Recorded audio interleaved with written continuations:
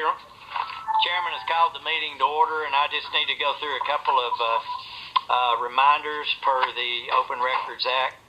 This meeting is being recorded. It's being held at the Marshtown Administration Building in the boardroom, and we have all five commissioners being recorded. All five commissioners are present. Chairman McGuffin, Secretary Nichols, Board Member Elkins, Board Member Dickerson, Board Member Isaacs, myself, General Manager Jody Wigington, Clark Rucker, CFO, Brandon Stubblefield, the controllers here. We have our IT and Mike Fallbush. This is a non-deliberative workshop. There's no decisions that we're asking for. Yeah, I forgot. And also Attorney Lauren Carroll is on the phone. Sorry, Lauren. Anyway, we've identified who's here, and again, this call has been recorded, will be available. There was no board specific package on the internet. So there are some slides for the board members to follow as we go through there, and that's about it. We're complying with the governor's order on electronic meetings, and I think we're ready to go, Mr. Chairman. All right. Okay, what is the agenda? The agenda would be, I just go to the first slide in your package. Obviously it says workshop, so go to the second one. This is what. Jody, I'm lost on that, but did you get your? Was that in an email you sent yesterday? Yes. PDF.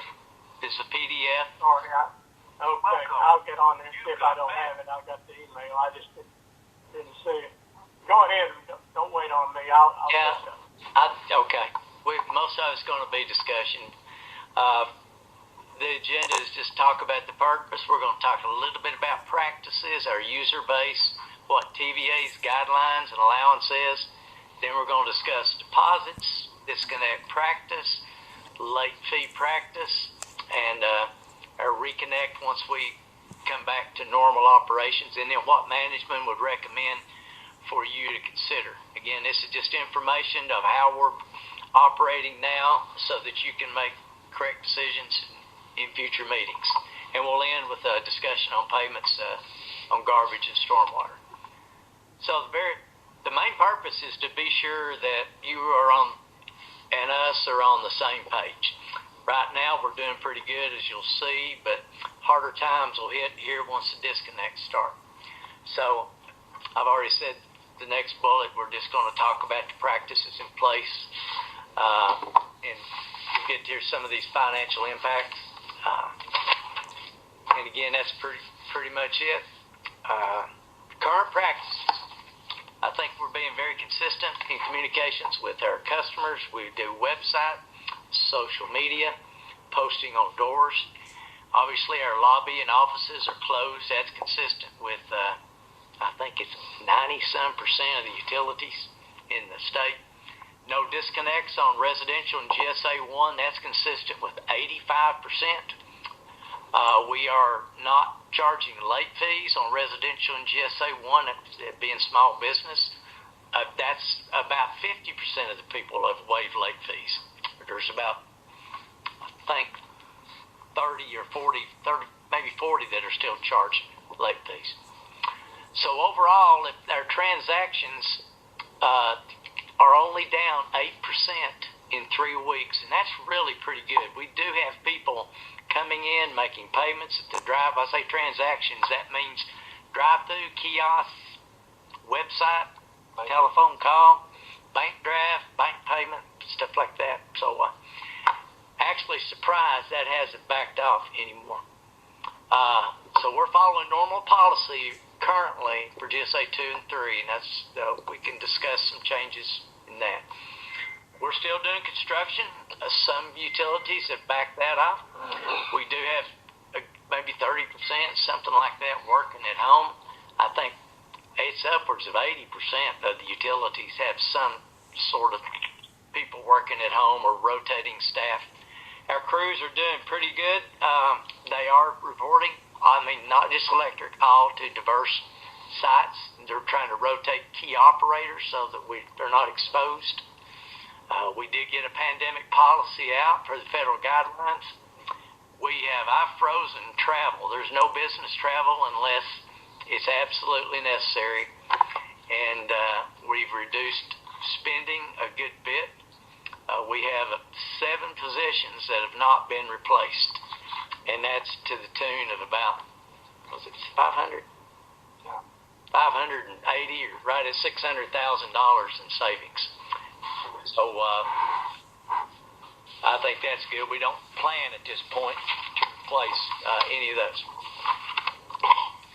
User base, just so you know, there it is. Residential is 12,800. That's 18% of revenue. The small businesses are 2,100 accounts. That's 12% of our revenue. Between the GSA2, the business, commercial, some smaller industry, 400 of those. We are expecting decreases of up to 10%, and we are monitoring trends and there's probably 8 or 9 we have noticed a tail off in the last week to 2, primarily automotives, but schools, restaurants, and those guys are, BOE and Hamlin County are down. Restaurants are obviously down. Large industry, we have maybe 5 of those trending down. Expect that to grow. The big 4, the big industries, we have Molly running at about 2/3. I think Meritor is down about 2/3. JTech is about a half of what they're normal. And BFON is normal, pretty much. Hey, Jody, those restaurants, most of them are open now with to-go orders, aren't they? They are. I just think they're not doing probably the volume, so you don't have people coming in using air conditioning, probably not using as much water and passing as much sewer, so. Now, most of them cook with gas. I think that don't bother us, but I don't think you'll have, as long as they stay open, keep the lights on, you shouldn't have too much of a decrease in those things. But they got to cool them, they got to heat them. There's somebody there.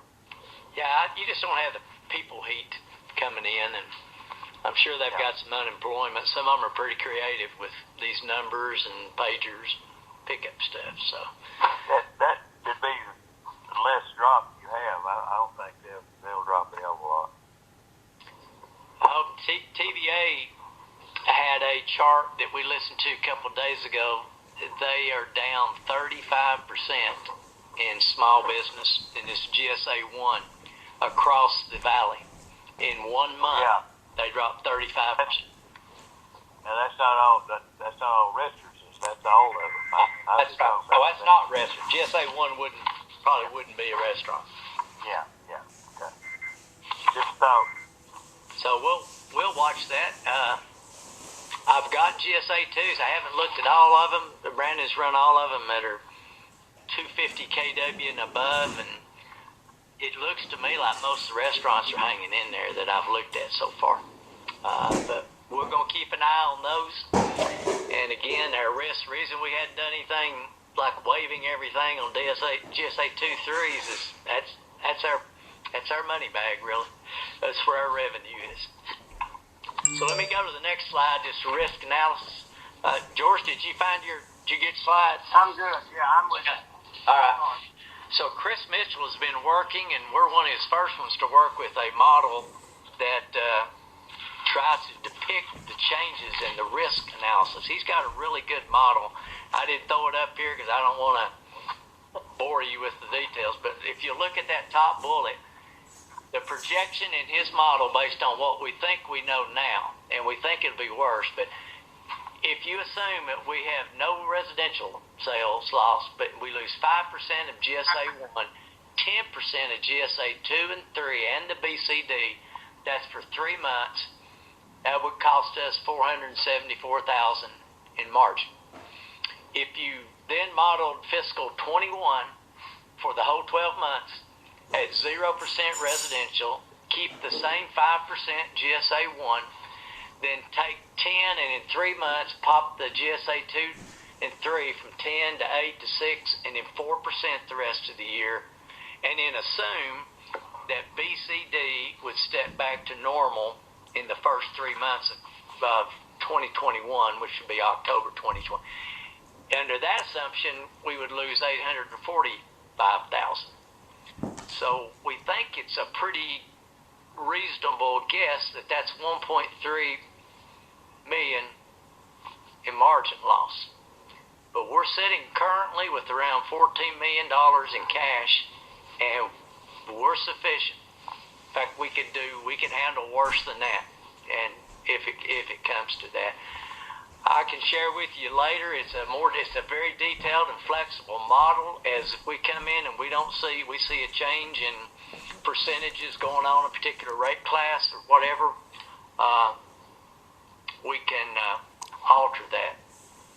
But obviously, if I'm saying 10% on BCD right now, if they keep going like they're going, they're more than 10%. That's the big guys. So we just got to keep an eye on it. But anyway, at that model, we can weather that. We've got the cash to do that. Well, Jody, like you said a while ago, you already saved $600,000 with those 7 employees. Yeah, we have. And we've right there. Yeah, and the O&M is down. Now, one thing Chris's model, Harold, had in there, if you quit doing construction, then you're not capitalizing. So he's got an allocation in there if we just begin to do maintenance and not do new constructions.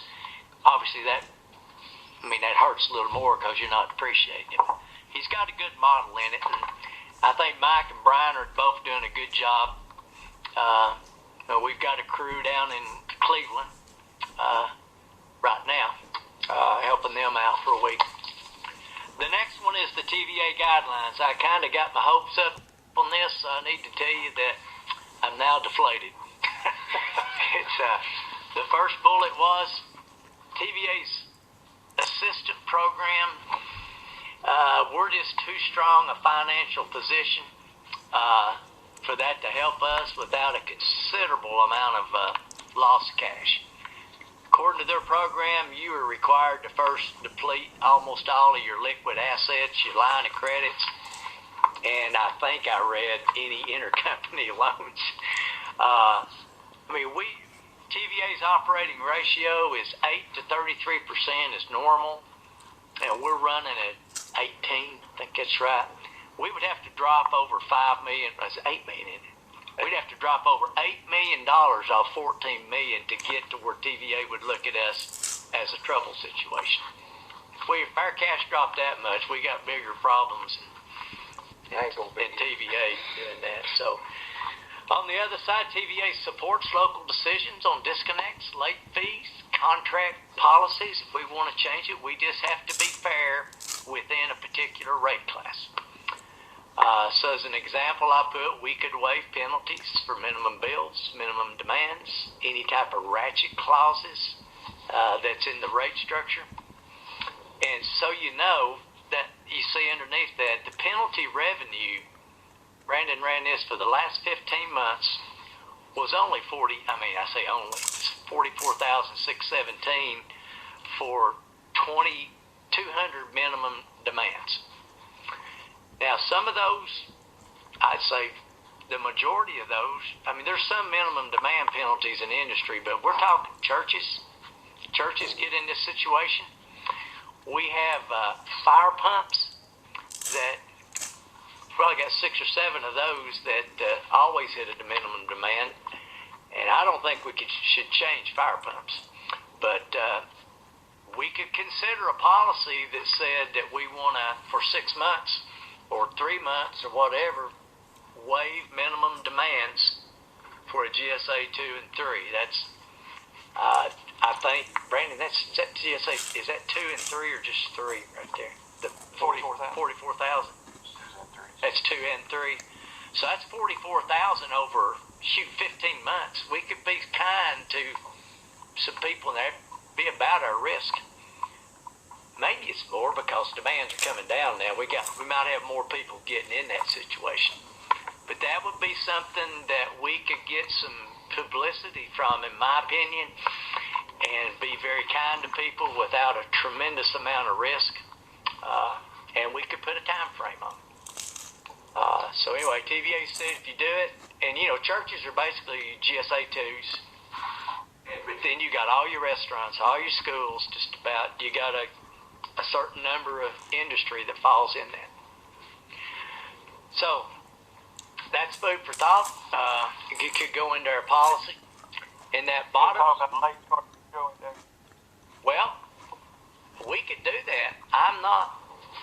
The problem with waiving late fees is there's no penalty to pay earlier, and you basically, if they can use you as a yeah, they could use you as a zero interest bank. I'll do whatever the board wants. I don't. If we had, we're lucky. We're only talking about a couple more months. Yeah. If they open auto acres up, then Morristown will go back to work, won't they, fully?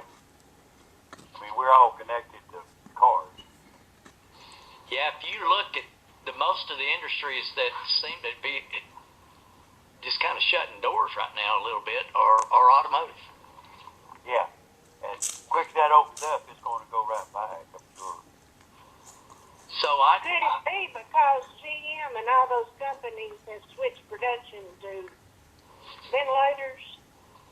Yeah. But there's not any car sales right now. And there are, for instance, I'll tell you, Bright Ridge is waiving late fees for every customer class, and I know others that are. I thought it was a risk for us, given 70% of our revenue is sitting in there, and if people decide to park on us for 90 days, I don't know that happened. But I'll waive minimum demand, late fees if you think, that's what this one company that's come to us. Do we have anybody? Michael, we got anybody? No, we don't have anybody called in. So this Pioneer, as we talked a little bit earlier, their payment plan would assume we don't charge them late fees on that. Panel Am, yeah. What did I say? Anyway, they weren't all that at one time, I think, were they? Yeah, I just don't know if we can waive late fees. Maybe you say you waive late fees if they make payment arrangements. I don't know. Well, I don't know if it's necessary no longer as it's going to be. I don't think we're in for a long haul here. I don't know. Hear what you guys think. Okay. We've only had one request. Right. Nobody else. We've had one other nibble of a local industry, but they haven't come to us asking anything yet. I say actually two kind of inquiries, but no request. Anyway, the bottom bullet then for your information, TVA. I thought this was going to be great. They were going to introduce a COVID community care fund where they were going to match 50-50 on any dollar. So if we put $10,000 in, they'll put $10,000 in. They said you could use United Ways or any other aid. It could be a private agency that wanted to put up $10,000, and they would have matched $10,000. Then they said, we'll get your amount up that you're available by the end of the day, and everybody's excited. And then you see there, they said, here's your amount, $10,000. I said, well, shit, yeah. It's nice to do, and we'll take it. We'll, try to get a matching, but it wasn't as generous as I first anticipated. We were hoping for like 100,000.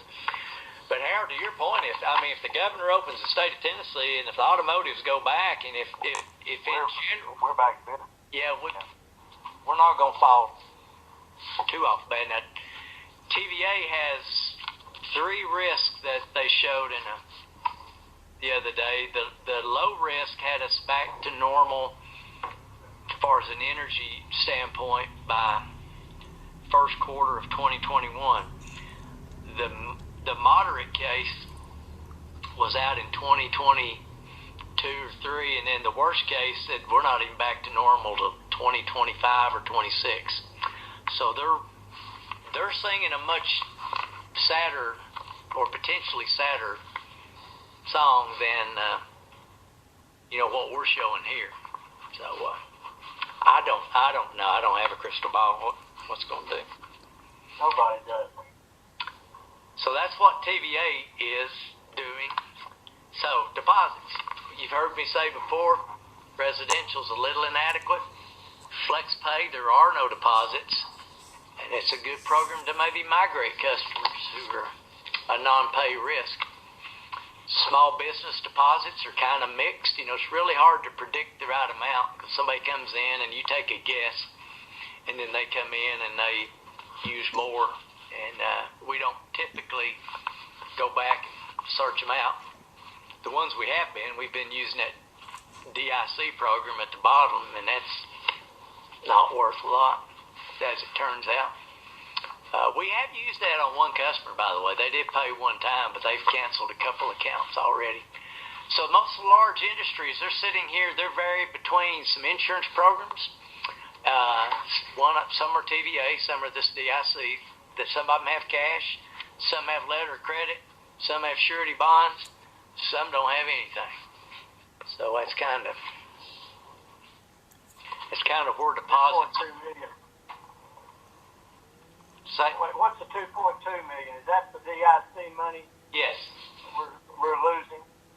Well, they haven't canceled it yet, but they canceled two of them in the last 2-3 weeks. But the coverage we had was through, I think that was 14 customers, 12 or 14, which we thought we had a good solid $2.2 million coverage. But if they're going to come in here and the minute a company gets a little bit under and cancel the policy, then that's... How can they do that? They just do. Is this an insurance policy we buy, the utility purchases? We make the customer pay for it. Yeah, we pass it along to them. It's set up through a group of utilities, and that's part of the agreement process. They gave us Y'all know weeks' notice. DIC. That's who we get all our insurance from. Well, they have this. We ought to have a little leverage check. I don't know how they can just come in if somebody gets a little trouble and say, "Oh, we're gonna cancel you."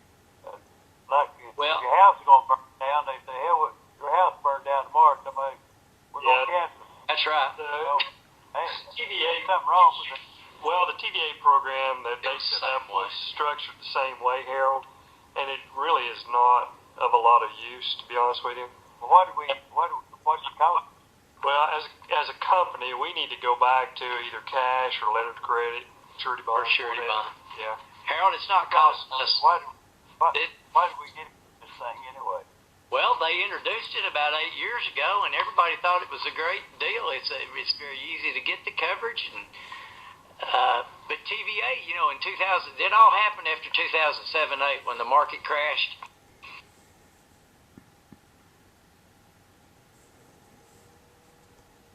And TVA started canceling people too, and then TVPPA through DIC came up with this plan, and everybody, it's pretty popular. 60 utilities, I think, across the valley that have some flavor of it. But it's like Harold said, if all of a sudden you got a Gatlinburg fire coming your way, and they call and say, "I'm sorry, man, we're canceling your coverage because we're going to go bankrupt." But now it's not DIC. This is administered by a company called Euler Hermes, and they're DIC put it together, right? Yeah, DIC. That's right. They put it together. Harold, I'll send the board an email that gave me the 5-bullet explanation about what they're doing, which Jody, for us it's DIC. We never heard of Euler. Yeah, right. That's exactly right. It's distributor insurance plan, but they contract that through Euler Hermes, which is a large. Well, who knew that before we started talking about cancer? Yeah. Who? Nobody. Did you ever hear of this Euler? Oh, I knew they administered the program. Yeah. DIC doesn't have that type of credit backing themselves. They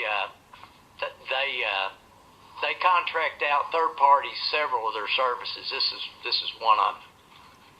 But again, it was the distributors that pushed DIC to do this. And in fact, Greg Fay from Clinton was a ringleader of it. And I mean, I can't tell you how many presentations we've been across the valley. If everybody says this is really good plan. So this is the first crisis time. Yeah, it turns out it isn't so dang good.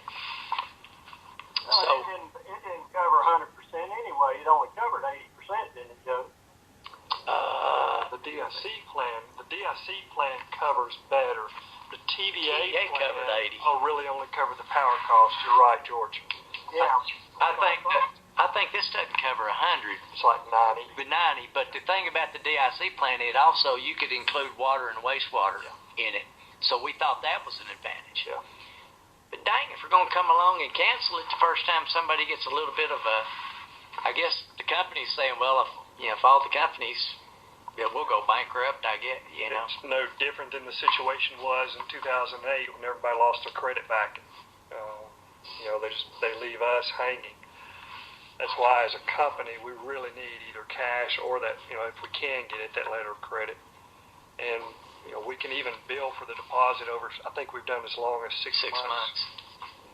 We have that in there. You either take this policy or we're going to bill you cash over 6 months. And most people are going to say, I'll just take the policy because it's really pretty inexpensive. But so I think we need to reevaluate that. But anyway, that's kind of where we are in deposits. Let's go on. Disconnect practice. We are monitoring receivables pretty good and the past due amounts. The amount that would normally have been disconnected at this point is $296,000. So that's kind of what we're Dropped to 282. Oh, it dropped to 282. Somebody paid. So it's down to 282. Somebody paid yesterday. Now the payments due, that's that are out there, have grown from 592 to 732 in 2 weeks. So obviously we got some people not paying the bills, but if we go out there and tell people there's no late fees, we don't know. We do have that broke. I can't remember GSA one. We'd have to get into that, but anyway, that's not. I mean, it's going up, but that policy is good through April 30th. That turned out to be the governor's orders. If he doesn't renew it, payment plans, we can look at payment plans to recover bad debt. We're thinking about having them sign something to be hopefully 6 months, I guess. We're thinking about a promissory note. But when we restart, we anticipate there's going to be a number of people that are not watching their bill that are going to have a pretty good chunk, and they're probably going to ask us for help. And we're going to try to do it in 6 months. And I guess we're thinking if they just can't do that, we probably would go 12 months. Yeah, that's what I was thinking. Sometimes it's better to get 12 months than it's not at all. Right. Well, and the flex pay, I'm learning a lot about the good side of the flex pay. The amount of flex pay, we're also not disconnecting for the automatic flex pay program, and that's building. So what we do with that is we would just take the bad, whatever their balance is. They say, I can't pay, I owe you $600. I can't pay it. And then you say, well, I tell you what, let's just make that bad debt, and then you pay as you go, and we'll take 30% of what you pay toward the bad debt. So you basically clear their balance and put the debt over here in a pocket, and then they'll use so much a day, and whenever they decide to pay you, then you get 30% to bad debt. So look at this chart. This is the balances past due. It may be a little small. That's that 296 over on the very bottom right. I meant to circle that. Point of that was to show you, if you follow the bottom line, the majority of that is residential, 168,000. There's GSA 1 small, but what is that? I can't see. Is that 30, 91? 31. And then the GSA 2 is 70 something. then you see the water. We're really not that bad in the water.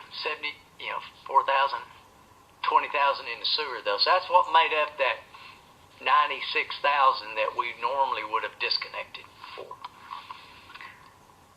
So let me talk about. How long you let your flex play go, Joey, till you disconnect it? Well, look at this chart here. This is that. This is what's going on. You see the blue line going down. You can see up at top, everybody's hanging in there at about less than, what is that?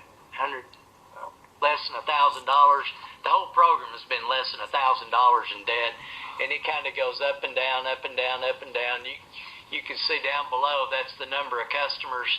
At the bottom, that's the number of customers that are on, number of locations that are on prepay. And yet, why does it spike so much? Brandon says they know the game. They put money in here on Thursday or Friday, and they know we're not disconnecting till Monday. And so they just float us through the weekend. They'll come in and pay Monday. It's funny the number of people that do that. So here we are out there where it starts falling off. We quit disconnecting, and you can see it's gone all the way down to, I should have it, is that 40,000? 14,000. 14,000. I think we lost 3,000, then lost about 5,000 in each of the last 2 weeks. So, and you see the number of customers then have risen up there. So, if it's May 1, so the question is, I think, Harold, how long do you let them go? I don't know. I'd say if the governor lifts the stay safer at home, I need board's opinion on we turned off following the school system. But the school system not coming back, I don't think. So what is our trigger? Yeah, our thought process so far, guys, is that when he lifts that order on the 30th, again, like Jody said, if that happens, then we start going back to a normal process on residential and GSA 1. You got to give those folks some kind of notice, though. You can't just walk in there on the 1st and say, hey, we're going to cut you off. You got, $300 or $500, whatever that is. We typically give 7 days notice, but not on a prepaid customer, just on a normal customer. How are we going to we got to get to them somehow. Yeah. So, we've kind of pursued. Now, if we're going to do that, we're going to have to re-notify these people that when the governor lifts it, then we go back to normal. I mean, we can't just, like today, we can't just jump there and say, pay us $600 or you're out. Right. Do we want to? We're kind of pursuing. To have a schedule, then we make arrangements to set them up for 6 months or 12 months or whatever y'all think's right. Gotcha. Are y'all in agreement that pretty much? Does everybody have an opinion about? Do we follow the governor's order? I mean, if he lifts it May 1, do we go back, open the doors, go back to disconnects and late fees? I think that starts the clock ticking. It may be a reasonable amount of time. Couple of weeks. The warning goes out. I think there's a delayed effect on people going back to work, and a lot of people they hold their pay a week, or it's going to take them a few weeks to start their personal funds start flowing, coming back. So we might ought to build a little bit of a buffer in there. But Jody, now a lot of these hourly folks have selected a stimulus plus That's true. unemployment. So That's true. When you put those two pieces of thought together, the stimulus dollars and giving people some kind of notice, we've been kind of looking at really two paths. If you're a normal customer, not prepay, we send you a 7-day notice or something, give you 7 days of notice to say, look, we're restarting late fees and we're restarting the disconnect process, and you're going to fall in the normal cycle, whatever that is. So we give them some kind of notice. But prepaid customers, they typically don't have the most money anyway, and we're battling with you make them put some kind of skin in the game. If you owe me $600, well, you give us $100, and you pay the rest over time? Or do we just say, look, we're driving a stake in the sand as of May the 1st. If you owe us $600, that's bad debt. And then you come in and you pay us every day to keep your power on. And we take 30% of whatever that payment is and we apply it to the $600. I think that's the best deal. I think that's what you do. You don't turn it off. You just let a percentage of it go to pay it off. Well, that's what we talked here, Harold. I mean, some of these people are up at $600-800, $460. Yeah. Is there a minimum number that you buy back to? Do you buy back to 400 and then start it, or you just take that blue line that's diving and say, when we come back, we're going to turn that to bad debt, and then they're going to pay us as they go. We're going to take 30%. Look at this next slide. This is interesting. It's not too big. This is the across the top is how much the average use is per day for somebody on FlexPay, and I've highlighted the $7 a day column, right? And then the column on the left is the number of days without being disconnected. Now we have people that are floating. I don't think they're at 60 yet, Brandon. Are they? They're down in 30, 40.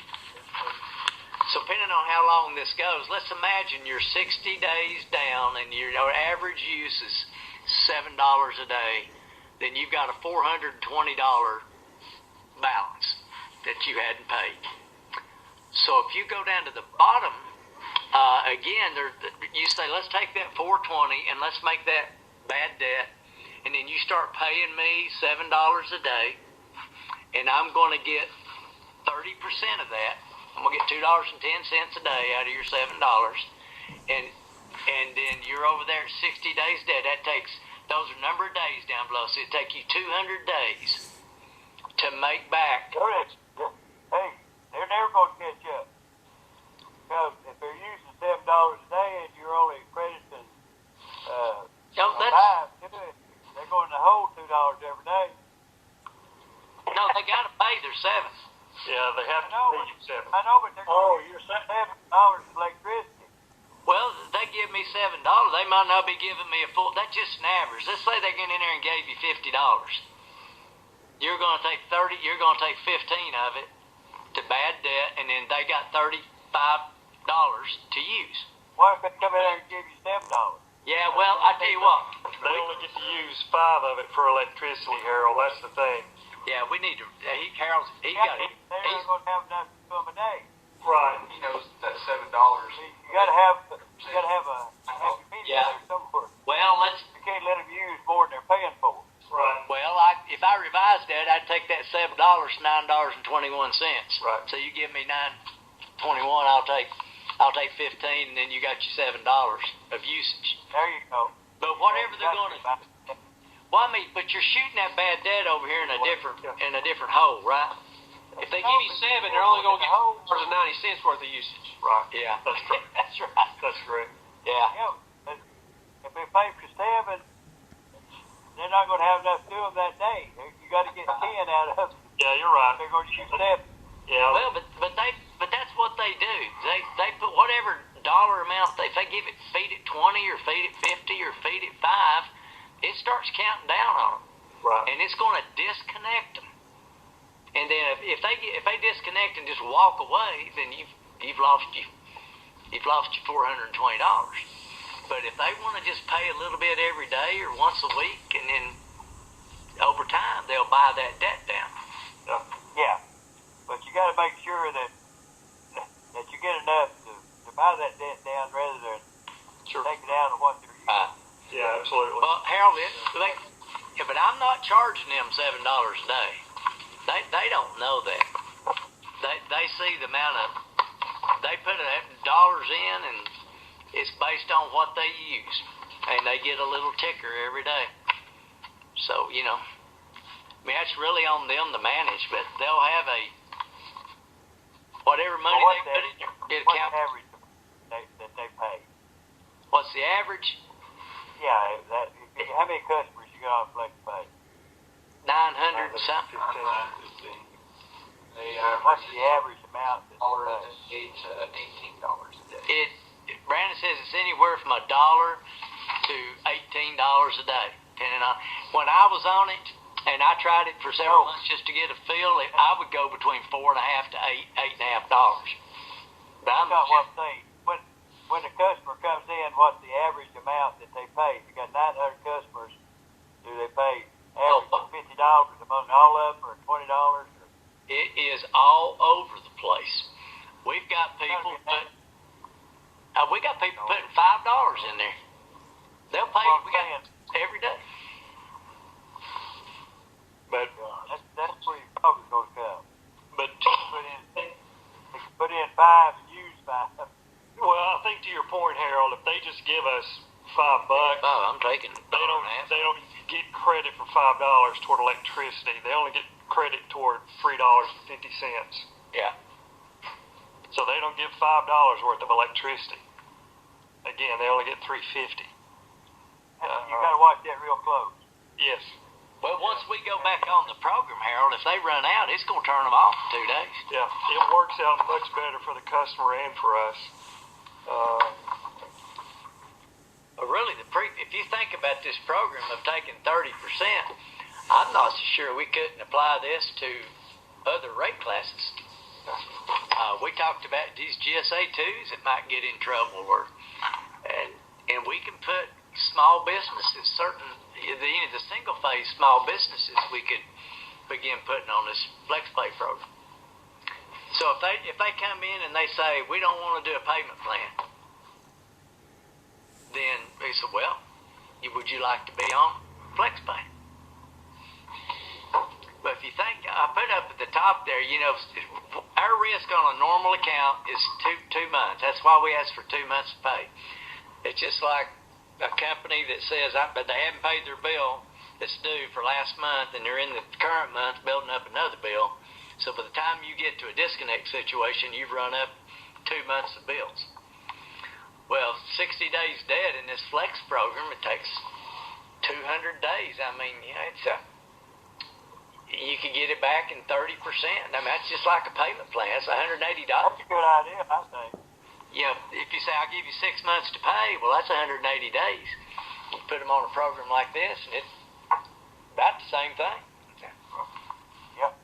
I tell you, it's a whole lot easier for us to administer somebody on prepay or flex pay than it is have to do all these payment arrangements and monitor that. Cool. But anyway, that's the program. What about these industries we don't have deposits on? I don't know what to do unless you start adding it. Bill Swan went down and called a meeting in the West. Now, he made a few phone calls, and they called a meeting. And they wore him out in the West Industry. He was wanting to go back and get all these cash deposits for everybody. And I don't know how to go get that. I mean, you start knocking up at the door and just demanding, I don't have a deposit on you, I need you to, or you just say, hey, we've noticed you don't have a deposit, I'm going to start charging you XX dollars and adding it to your bill over 6 months. If you don't pay it, they disconnect. They're not going to walk, are they? Brian, could you get some kind of, if we couldn't get a deposit, we get some kind of personal guarantees? We talked about that. I don't know. That puts you out of the corporate business. Yeah, started saying I would. I've been asked that a time or two, even from a utility standpoint. It's like, what? No. There might be room when we get a few months down the road that we could go to some folks, and I'm not suggesting to do this, but just thought that you could go to folks and say, look, based on what went on during this process, we've cut a lot of people some slack, but we need to cover the rest of our customers better going forward, and we could ask for a deposit, some folks, or a letter of credit. No matter how you cut it, though, it's just not a conversation that's easy to have at all. Well, they look at it, I mean, these guys are going to look at it and say, well, we've been a customer of yours for 10 years, yeah, and you've made money off of us for 10 years. Yep. And now you're coming in and wanting us to put something up that you haven't had for 10 years. And here we are, still a customer. Right. They're not going to, it's a hard sell. Yeah. Right. Swan ears people down so bad. Yeah. Yeah. If you don't get it into the Pretty much beginning. told him to go to hell, I think. Well, what happened was, what came out of all that was the process of making sure we get it up front. A lot of those folks came out of an older time frame when we just didn't do it. Yeah. But we tightened up our processes on the front end to make sure we get it going forward. And then if there have been changes made, names or whatever, we get them at that time. Well, let me go on. That's hard to monitor, Clark. Clark, let me throw something out there, Clark. Give you an example. George and I had, I had millstone cut off the other day. We had a letter of credit on with Appalachian. Uh-huh. We canceled the letter of credit, and I called down there and cut off 3 meters we had on pumps and whatever, and the workshop. I said, I want to leave the clubhouse on. Uh-huh. Well, we've been a customer for 20-something years down to the Appalachian. She come back and said, okay, if you're going to not renew that letter of credit, we got to have a $600 cash deposit. Yeah. Yeah. Because you were making a change to the account, that was when they looked at it. And they wouldn't turn that they would have turned the clubhouse off if I hadn't put up a $600 deposit. Yeah. Yeah. And that's almost exactly what. There was no flexibility with them. They said it's this way or that way. Yeah. If you want it on, put up 600. If you don't, well, we'll turn it off. Yeah. When I say almost exactly, it's like we are more flexible. That's been these insurance programs, which, we had that conversation. But we try to be more flexible, but that's the point, that we make the changes. We need to get an insurance program. Looks like. Yeah, absolutely. Yeah, we need to. Yeah. I would recommend probably on those, we just write a letter to all those people that are on that program and say, this isn't working. Yeah. I give you, 3 months, 2 months to get a letter of credit surety bond. If not, we're going to convert to a cash deposit. You can do that. Yeah. Yeah. Or flex pay. Yeah, for the big ones. Yeah, I know. Yeah. Hell, Do what? flex pay would be all right, wouldn't it? No, we can't do it for the big ones. Molly or somebody like that, probably not. But we are talking about it for some of the small commercial guys. Yeah, that's what I'm talking about. Yeah. I think I'm looking to push more GSA 1, small single-phase businesses. I think it's a good program for them, personally. Well, let me go to here's what management, I say recommendations, what we're doing, and if you all can give me feedback later, I'll probably, this is the way we're marching. We're doing this residential GSA 1 thing until the stay-at-home is lifted. And we'll follow orders by Governor Lee for the date to restart that, and we'll open public facilities associated with that at that time. We're not going to publicize, but we will offer payment plans, and if that doesn't work, offer them flex pay. And we're planning on requesting a promissory note or some other option.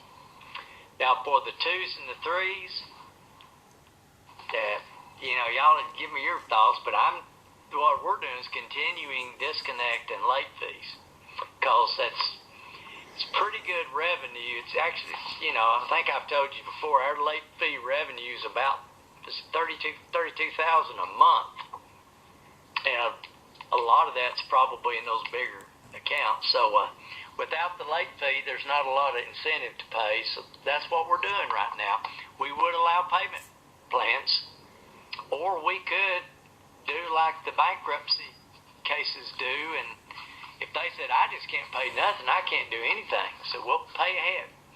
Give me 1 week ahead, and then we'll have to work, and we'll take 30%, or give me a number, and we'll take 30% toward the bad debt.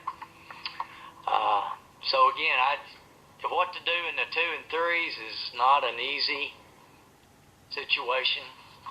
And case by case, TVA has said, just what you offer to one, offer to all, but you don't have to get out there and advertise it necessarily. So we're planning to apply for that matching offer, and we have to have some sort of resolution at the next board. We said we would suspend the residential stuff through the May 1st. I guess I'm thinking if you're all on the same page, might just tie that to the stay-at-home order, whatever that happens to be. That's just 2 weeks, and Yeah, if he doesn't extend it, yeah. I don't know what he'll do. But anyway, that's what we're recommending, and y'all call me or tell me if you think we ought to go a different direction. Guys, just to clarify on this $10,000 through TVA, that requires that we match those funds. And the ideal is that matching dollars comes out of Project Help, which is being funded by Roundup right this moment. But we're going to throw up. Now, they'll let us take our own ratepayer money, but we think if we just show them the resolution where we did Roundup, then they'll match Roundup. At least we'll get that. Send that over. Why do we have anything in Project Help? I get to that every month. Yeah, I don't remember exact dollars, but I do know that Central Services typically helps about 10 customers a month based on the dollars we send them. That's not Project Help, though. It is. Yeah. They're putting it in a Project Help. Yeah. They take our Project Help dollars and the way we match that and all that kind of stuff. And they basically help about 10 customers a month. And these matching funds will take that to around 200 customers a month. And Well, does Douglas Cherokee still have that program? they do. Yeah, the Douglas Cherokee program is a little more restrictive. Central Service is a little more flexible. So we can pay the whole utility bill. Douglas Cherokee tends to be just electric. And again, we would pay our utilities first, electric, water, sewer, and then if anything's left over, it goes to stormwater and all that kind of stuff. So We'll talk about this next. That's a good segue into this. So, hey, Jody, before you go there, I just have to think about something. What are your all your girls work in the lobby, all the customer service girls down there? What are they doing? You said they're working at home. What are they doing? no, they're not. They're rotating. what we've done now is we rotate 3 folks in the office itself to work the drive-through and handle mail and stuff like that. We've got some other ladies in the old office. It's 2 or 3 at a time, depends on what the rotation is, that are prepping and scanning service orders and documents that we're trying to get scanned into a system we call DocStar. So that's what we've been doing to keep them busy. They're not doing that. I mean, they're No, they're not doing. They're not. Well, what I'm saying, if this thing has to be prolonged, you may have to have some layoffs. It's possible. Right, and that's what we're trying to avoid, obviously. But yeah. Don't sit there and because you're such a kind person say we want to pay you for doing nothing. Right. Yeah, I know. Vicky's done a really good job, our customer service manager. She's done a really good job of keeping people separated as well as keeping them busy. I mean, what it amounts to, Harold, is we're doing this in telecom, too, to an extent, is we're catching up on a lot of stuff that we wanted to do, but it's just not top priority. It's good stuff, and it's good business practice, but with day-to-day being what it is, you just can't get there. I tell you, Like I say, if this thing was to go 3 more months, you can't keep busy 3 more months. Yeah, no, it's a different story. You're right. It's interesting, Harold, when you look at, you come through and, say, we're running this whole thing with the door shut, and about 3 or 4 people down there, 3, mainly, I guess 3, taking payments. Looks like it. It looks On a like smaller bank. And then we got the guy, it's just, Sit back in the old office. yeah, I did. Well, you don't, Well, let me ask you something, Jody. How many people are you rotating? you Fill these 3 how many people actually rotate into those? Well, we've got I think it's 5 or 6 people that we're rotating a week at a time. One week there'll be, I think, 3 folks down here to drive through and working, and then the next week I think it's 2. If I They remember rotate right. over. They go over there They go over to the old building. and do the other stuff. Yeah. They don't go home. They go to the other building. Right. How many people you have in there? But basically, when everything's running smooth, Becky and all of them. Let's see. 1, 2, 3, 8. 8 in the customer service area itself. And what else we got in clerical? So upstairs, we have like the TSRs. All those guys are working from home predominantly. And we've got 1 or 2 guys that will come in once or twice a week just to be on site. We always try to keep at least 1 person on site. And then the folks that actually, all they do is answer the phone and handle internet stuff. One of those ladies is working on site and one of them's working from home. You might find That's really it. all in, there's a few people that you don't need. Right. Right. It'd be interesting to see Huh? It'd be interesting to see the traffic when the doors open up. You know, It could be a cluster for a month or 2. Right. I don't know if there'll be a different. If this whole thing will make more and more people not come in or I start. think it will.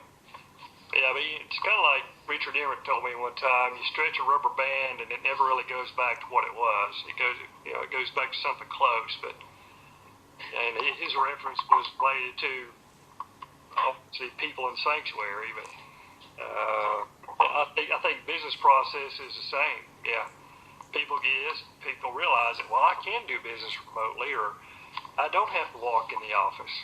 Yeah. The flip side of that is, I personally have helped 3 or 4 customers out in the parking lot because they didn't know how to use a kiosk. Typically, they didn't understand the language, but still. Well, that could have been me. Right. Hey, Mike. Still nobody. That would have been me. Right. It's just, it depends on the person. Hey, All right, guys. got the last slide up there to tell you what we've come up with. This is, historically, we've always paid for the services to the city, this garbage and stormwater. We've done that on the month that we bill it. And then, we don't actually collect all that until over a 3-month period. And finally, at the end of 3, if we did, for stuff we just don't collect, then we subtract that off, net that off the next month's payment to the city. Thus, our cash kind of lags behind several months, and we propose that the board may want to consider going to where we just pay as we collect. I think it's a much better business practice. This whole thing started years ago when we didn't really have a billing system that can do what it does now. So it's pretty easy for us to separate that at this point. When you do that, and if you do that, it results in a much smaller payment that first month. For example, I think we billed and poised to send them $280,000. However, we've only collected 95 of that right now. So, if you change and say we're going to just bill it or send it to you as we collect it, that's a pretty good shift in that first month. Either way, they're eventually going to get the money they're owed. It's just going to put a time lag on it a little bit. It's not going to be our money. It won't be our money, it'll be their money. That's right. Exactly.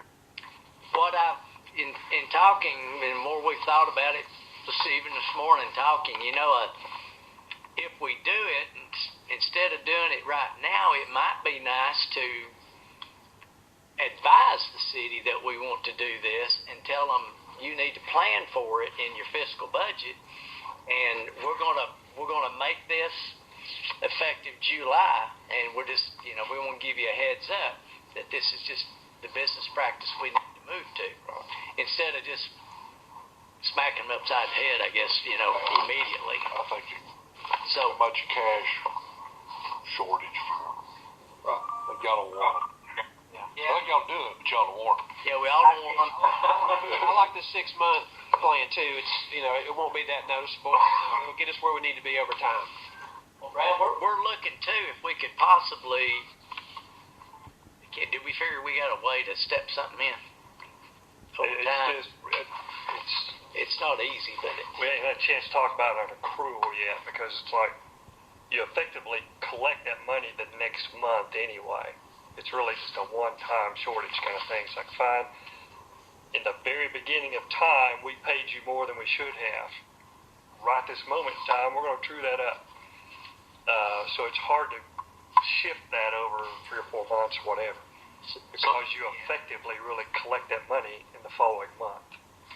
So our float to the city is going to grow over the next month or so as we have folks delaying payment. some, yeah. Probably. Yeah, that's correct.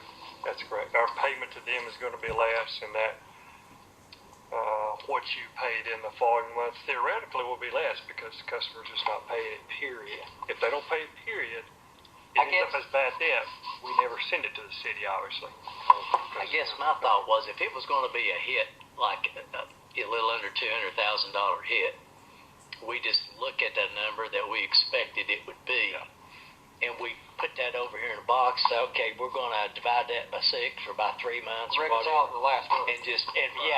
true it up the last month, whatever that would be. Let us look at what processes we can come up with to spread it over a period of time, but we absolutely need to give them notice. Yeah. But does everybody agree that's the right? To me, it's the right business practice. We should be doing that. Yeah. And And we'll try to come up with a process that we can spread it over a period of time. Are we compensated for billing them? Yeah. Yeah, it's like I know. the bill. Is that what you said? 99 cents, but that's for sewer and for stormwater and garbage. So it's $2, $1.98. So you're getting what you get? $2 a customer a month. Well, if you took garbage and you had, if you didn't have a garbage can, it'd just be, I think you may need to work with it's them. 99 cents So for we got to do this. service fee. What would be better for y'all too? Works for you. Yeah. Because that's probably. I don't want to I don't think they'll do it or want to get into it for that. But still. Right. Yeah. It doesn't cost us much to do it, but it costs him a lot, probably. Stand it up. It is an opportune time to bring the issue up because we have such. Yep. That's why we got Our receivables are going up, and we're just we're not in a position to be, loaning them a couple $100,000 a month, right, interest free right now, right, for 2 months or whatever. That's what. We've been doing it for about 25 years. yeah, Yeah, but we got a good excuse now. yeah. I think we just need to work with them. How can we You're get always this more back? sympathetic than I am. What was that? It was. You're always more sympathetic than I am with them. But I agree with you. Let's just do it over a 3-month period. Okay. We'll get our money back. George, July the 1st. Y'all like 3 months or 6 months? Just whatever. Whatever. 3 months. We'll try something. But we are getting $20,000 a month from them to do it. Yeah. Hey, Clark, how much does this cost us to send a statement now? It's a good question, Harold. Damn. Excuse me. Yeah, I don't know. I hadn't looked at that. Who's in charge of that? I just hadn't looked at it in a long time. I don't want to quote. Incrementally, though, we're adding on our existing power bill. Yeah, we're adding on our bill. Shouldn't be that much more. So we're making money on that. We've been doing it for them for a long time, so it's not like it's an additional cost now. No, I know that, but I just wondered. But do we They want may be paying for most of our statements. Yeah, it's It should be much over $2 fee. I think it's less than I $1 comes from. I'd recommend we do that. I don't care if the time frame to me is 3, 6, 12 months because they're going to pay. They're not going anywhere, so we're going to get it. Less than $1. I guess if they bow up on 3 months, we come back. They're not going to blow up, Jim. Not for that. They could get it done any cheaper anywhere else. They wouldn't be with us. You know that. Yeah. They're hard line when they start talking dollars to them. And that's the reason That's just coming their way. issue when we come to this summer, when we come to this, in lieu of taxes. Just get ready. That's going to be the next issue we're going to face with it. You just said our revenue in the sewer was down $20-something thousand. Yeah. June, it might be down 100,000. The revenue tax in lieu on sewer though, that's all plant, isn't it? It's not Plant revenue. based, Yeah. yeah. The electric is about half revenue, half Same plant, principle, but though, yeah. It will be down. Probably. It's electric, but the sewer. Well, I've gotten us off the point here. The point is we want to take 3 months to let them pay us back, and Okay. if that suits everybody, just send Joey an email or call him, whatever you do. Yeah. You know, our cash is we're having to look for every dime we can, and this is something we've been carrying for you all for 20 years, and we think it's time we start to get our money back on it. We'll take it back over 3 months, and let's go on with life. Yeah. That's more than generous. It is. Yeah. That is. Yeah. We've been a bank there, so that's just good business practice, really. So, yeah. All right. That's all we have information we have to give you today, and I appreciate comments, all the time you spend to read that stuff and think about it and have good comments. That's good. Mr. Chairman, I turn the work session back over to you. Anybody got anything to bring before us before we adjourn? Again, I want to thank you. I think this thing went well. Could everybody hear all right? I had a hard time hearing Harold sometimes. Yeah, I'm good. But maybe, well, I'm good. I'm terrified. yeah, I'm good. Yeah, it seemed to go good. Okay. Cody, I'm off my Appreciate everybody taking cell the phone, time. put it on speaker. Jody. Appreciate you taking your time, and I guess we're going to be doing it at the end of the month for our board meeting. But Right. Stay the same. we're getting better at it, so it'll be. I think Lynn had a question before you adjourn. No. Sorry, I it's couldn't not. hear you. Oh, okay. Well, go ahead and adjourn. We'll stop the recording, and then Lynn will stay on the line. We'll talk. Okay. Okay, well, all right. The meeting is now officially adjourned.